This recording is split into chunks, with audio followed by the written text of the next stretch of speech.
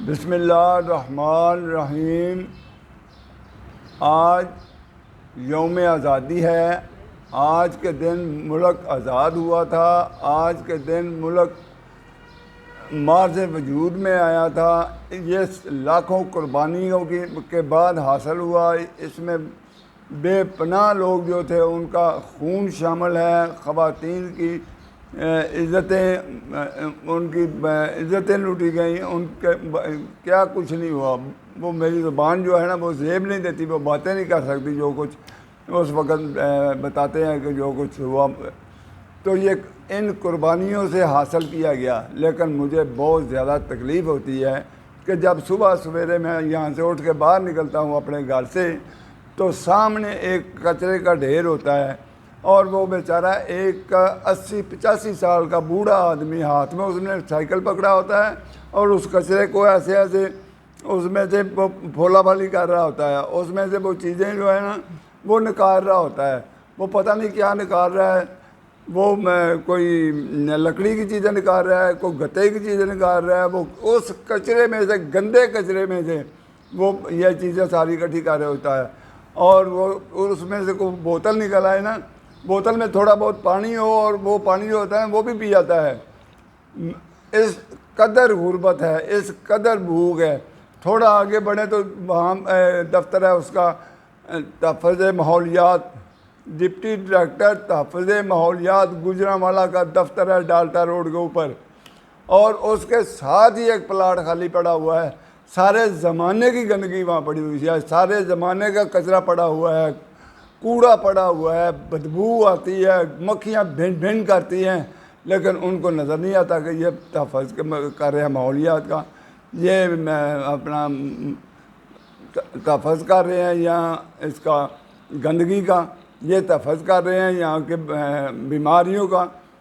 یہ تو حالات ہے اس ملک کے۔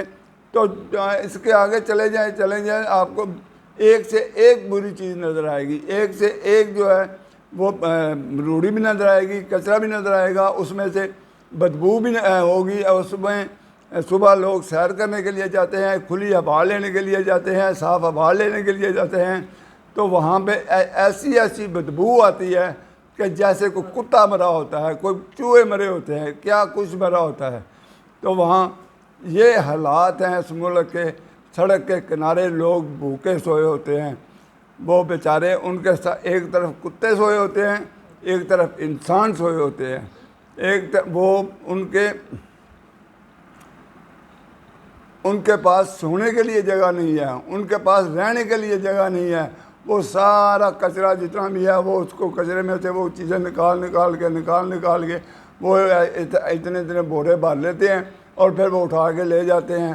یہ صبح صادق یہ ہوتا ہے، منہ اندھیرے یہ ہوتا ہے، اس کے بعد بیچارے پتہ نہیں سارا دن وہ کیا کام کرتے ہیں، اور پھر جا کے ان کو نہ تو گھر نصیب ہوتا ہے، نہ ان کو روٹی نصیب ہوتی ہے 2 وقت کی، نہ ان کے لیے کوئی سہولت موجود ہے۔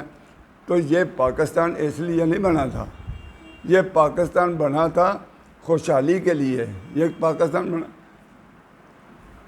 پاکستان ان حکمرانوں کے لیے نہیں بنا تھا کہ لوٹ مار کرو، لوٹ مار کر کے لے جاؤ سب کچھ۔ یہ ان میں خدمت خلق کا کوئی جذبہ پایا جاتا ہی نہیں ہے، اور یہ اس ملک کی بربادی کے اسباب پیدا کر رہے ہیں۔ آئے دن قرضہ پاکستان کو اتنا زیادہ مقروض کر دیا ہے، اور جو قرضہ لیتے ہیں وہ خود ہی کھا جاتے ہیں، پاکستان کی ترقی کے لیے کچھ بھی نہیں کرتے۔ اللہ تعالیٰ ان کو ہدایت دے، اللہ تعالیٰ ان کے پیٹ جو ہے نا وہ کچھ چھوٹے کر دے کے بھر چکے ہیں، اب چھوڑ دیں اس بات کو، لیکن وہ ان کو چھوڑنے کے لیے بالکل بھی تیار نہیں ہے۔ تو اللہ کی ذات یہ ہے، اگر ان کو ہدایت دے دیں، نیک ہدایت دے دیں، اور یہ اس ملک کی خدمت کے لیے کچھ کر دیں، لیکن یہاں کی عوام جو ہے نا وہ بھی اللہ ہی حافظ ہے ان کا بھی، پھر بار بار انہی لوگوں کو مار رہے ہیں۔ چھوڑ دو جان، ان کی دفع کرو، کوئی اور بھی لوگ آنے دو آگے۔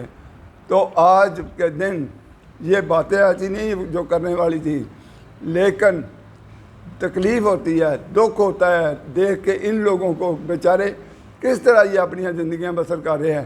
یہ ہمارا مستقبل ہے, یہ ہمارے بچے ہیں, انہوں نے یہاں پاکستان میں رہنا ہے. ان کے لیے ہم کیا چھوڑ کے جا رہے ہیں, کیا سبق ہم ان کو دے رہے ہیں. یہ ان کے لیے, یہ بچوں کے لیے کیسا پاکستان دے کے جائیں گے.